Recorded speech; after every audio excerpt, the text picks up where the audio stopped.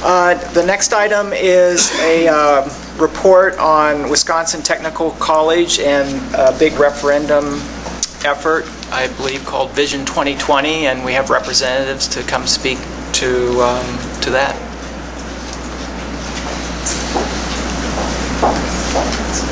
We have Lee Roush, who is in charge of WTC, Technical College. Well, I'm Lee Roush, president at Western.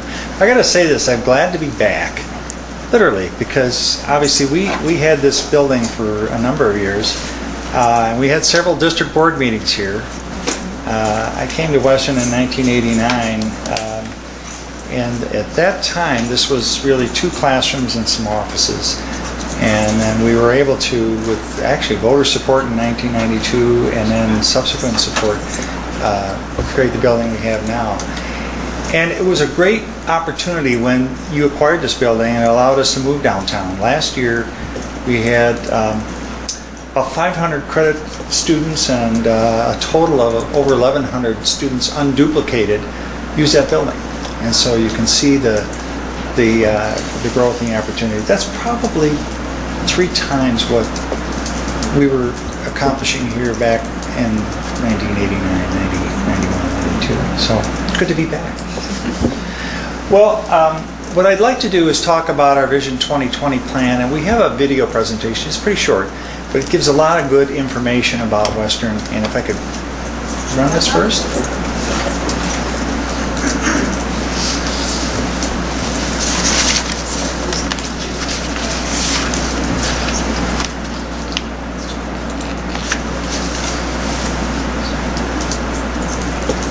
You don't have volume, Scott? You have no sound. No sound. Want to do it on mine? If we do it on this one. You can do it on that one.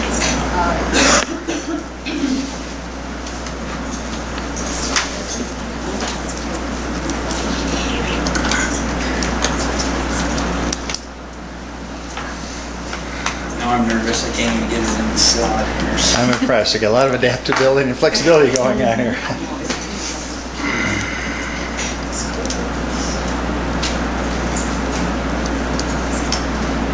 Which one am I looking at?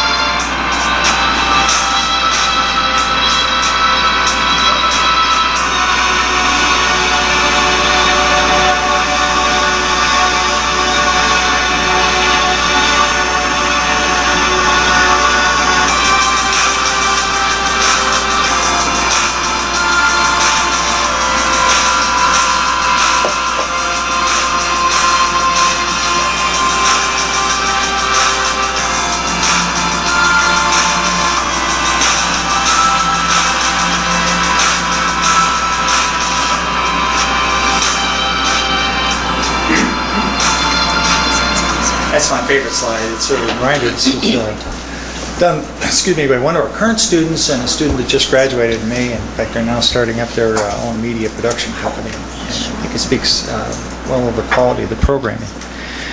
Well, this is, as I indicated earlier, this is Vision 2020. This is our comprehensive strategic plan, and this is beyond just a facilities plan. This is a comprehensive plan that was actually approved by our district board in June of 2010. It involves some significant curricular change, changes in the way we're staffing and scheduling our programs, and now we're asking for community support to align our facilities to allow us to increase our capacity and to serve more people.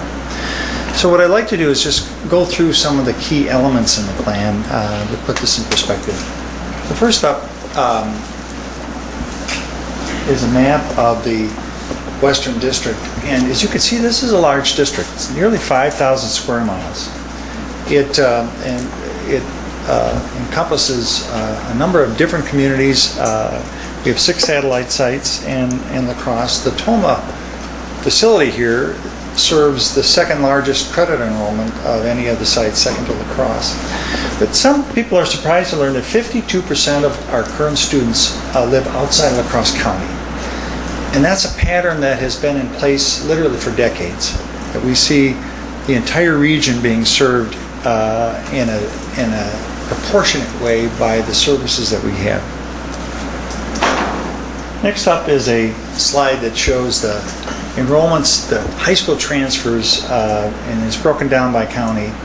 District-wide, about 30% of the high school graduates will come to Western within 3 years of graduation. 1 out of every 4 Tomah high school grads will come to Western within 3 years of graduation. This is the slide that I talk about a lot with different community groups because I think it says a whole lot about what we're planning to bring forward. You know, we survey our graduates within 6 months of graduation, and we want to find out, and we do this every year, we want to find out, are you working? Are you working related to your education? Are you satisfied with Western? How much are you earning? And the good news is that they report, typically 93% are reporting that they're working within 6 months of graduation, and the wages that they report are at about the state median wage at that time. Currently it's around $33,000 a year.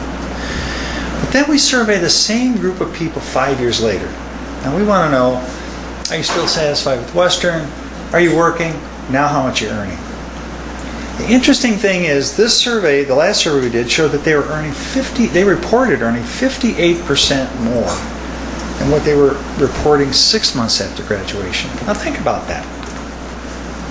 How many jobs do you know would be able to offer the equivalent of a 58% pay raise over 5 years?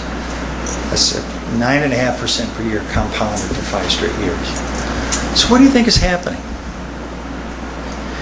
Beyond just getting a job, they're getting promotions, they're moving into better paying positions, they're continuing their education, they're building their futures. And so for me, this says a whole lot about what the opportunity is if we can bring some of the education and services that we offer at Western to more people, increasing our capacity. It's also noteworthy that we, in our part of the state, actually, this last survey indicates we were outpacing the rest of the state in the percentages of wages growth. Now that's an interesting thing too, because as I said, I started working for Western in 1989, and I've been tracking how our part of the state does compared to the eastern 2/3 of the state in key economic indicators like wages, unemployment data, property valuation increases, and so on.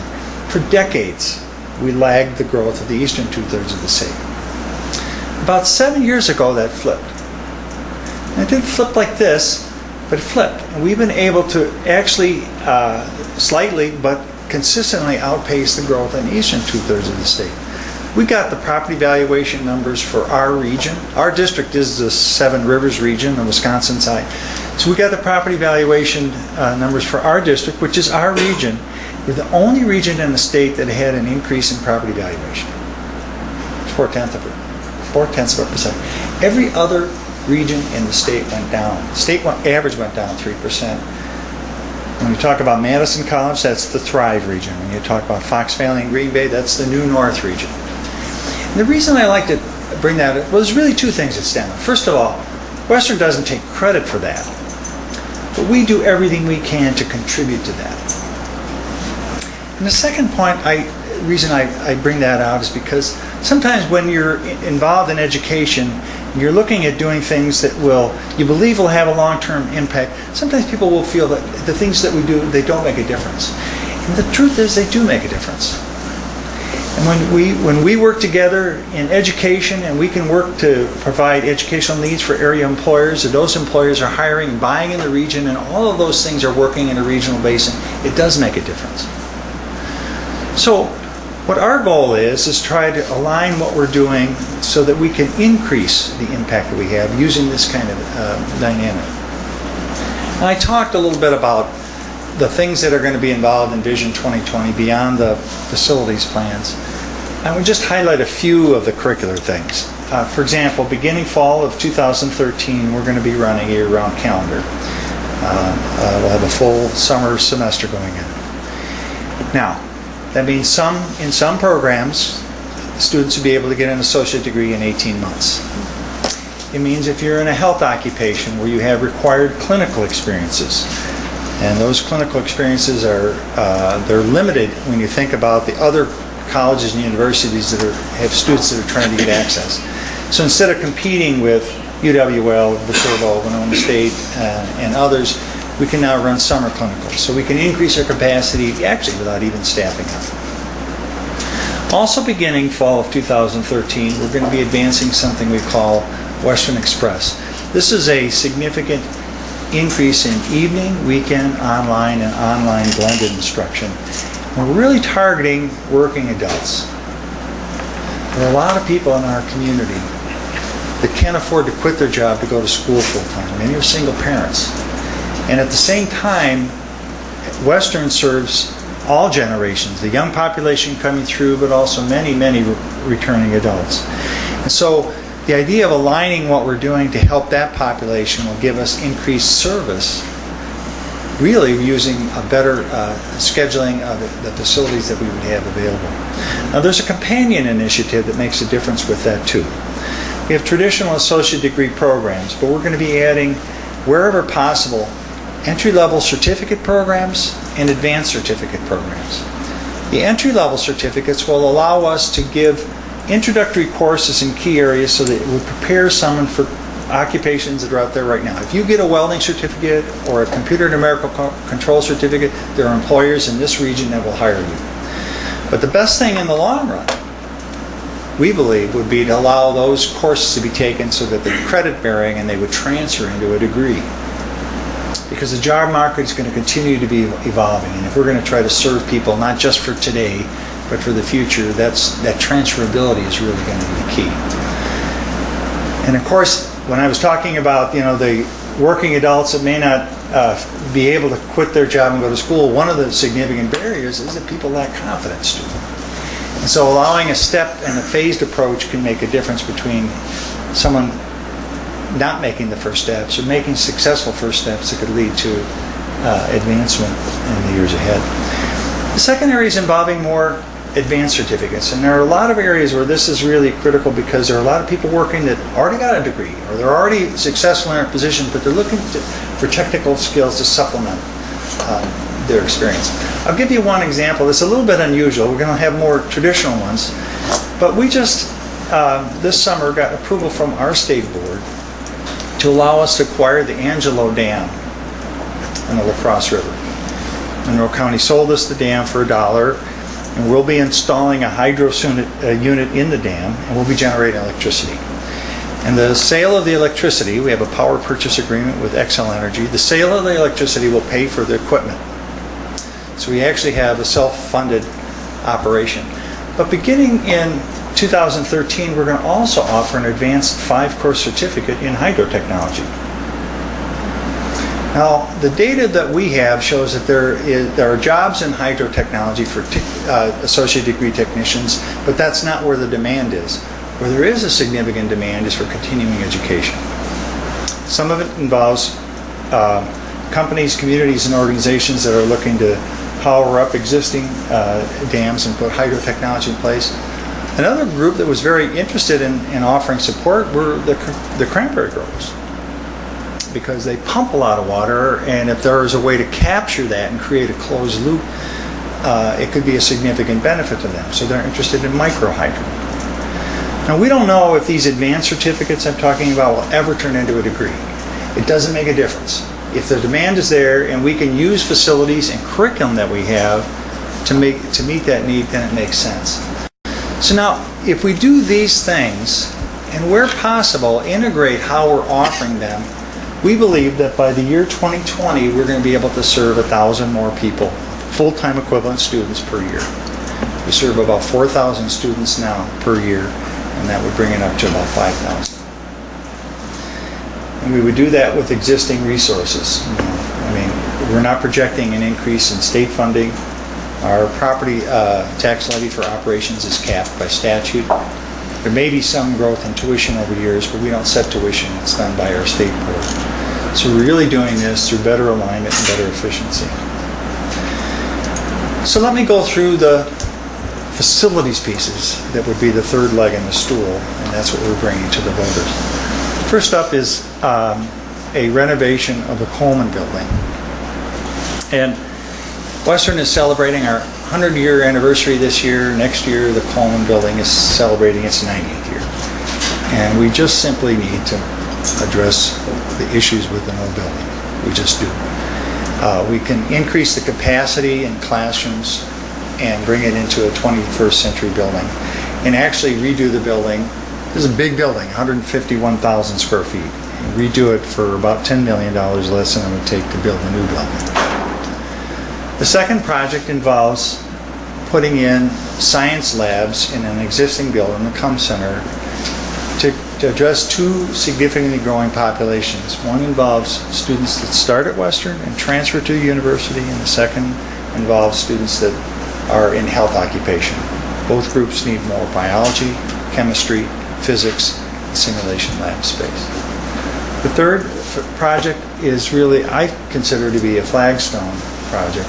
This is to redo an existing two-story building and create a four-story integrated technology center. This is where we would bring all of the manufacturing programs and integrate the curriculum and build those certificates I was talking about and how we would deliver that in all of the building systems programs.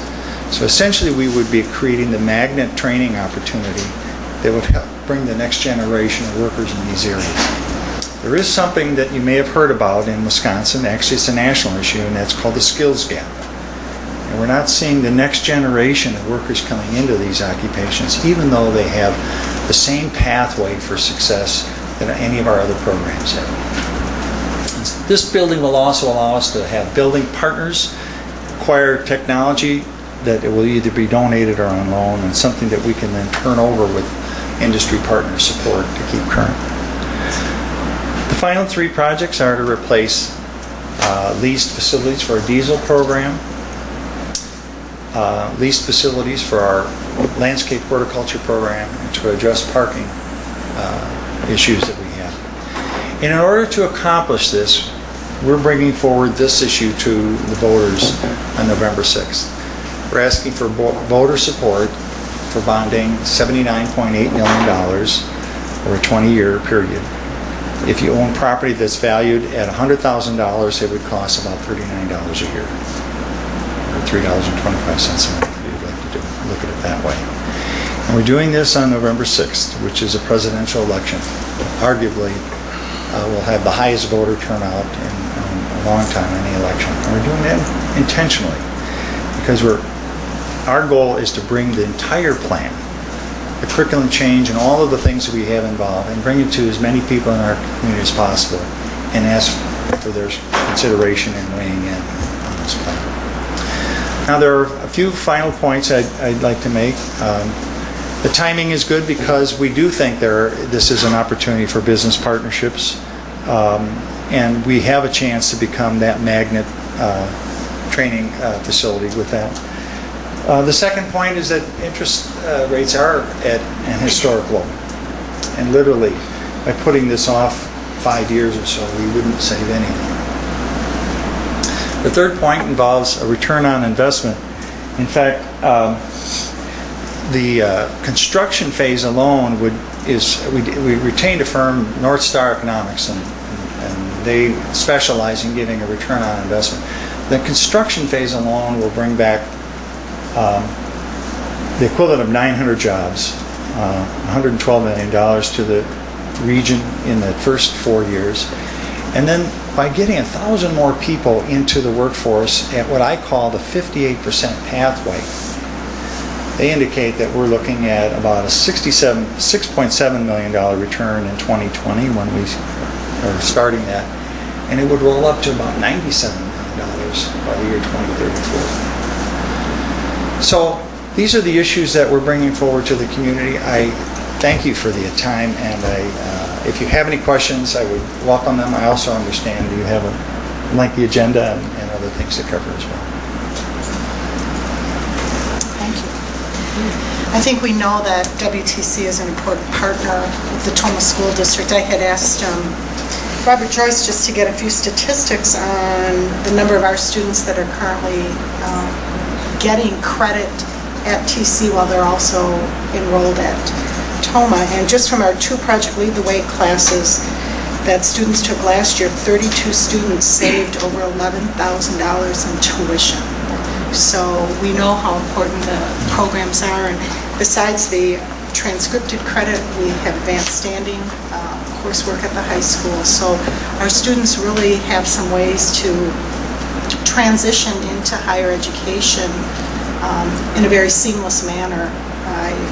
Pursuing coursework at Toma High School that will assist them in getting that further degree. So we thank you for the partnering. Thank you. Yeah, thank you. I don't have any specific questions. I think as I listened to it, and I suspect others did, probably share a certain sense of camaraderie. We are also looking at school calendars, trying to figure out better ways to serve our students. Differentiated learning, you were talking about, second career people or people with a career that want to get additional skills, and we're trying to figure out how to serve different student populations that have different needs differently and not a one-size-fits-all. So a lot of those things resonated, I think, with us. So we certainly wish you well on Vision 2020, and as Mrs. Zardi said, there's a close relationship, and when you see the statistic that 1 in 4 of our graduates is utilizing WTC, it's obviously, we obviously hope for a bright future for WTC and are appreciative of all you're doing. Well, thank you.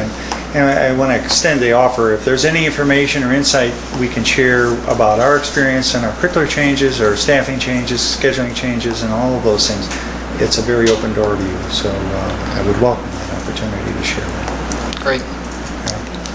Thank you very much.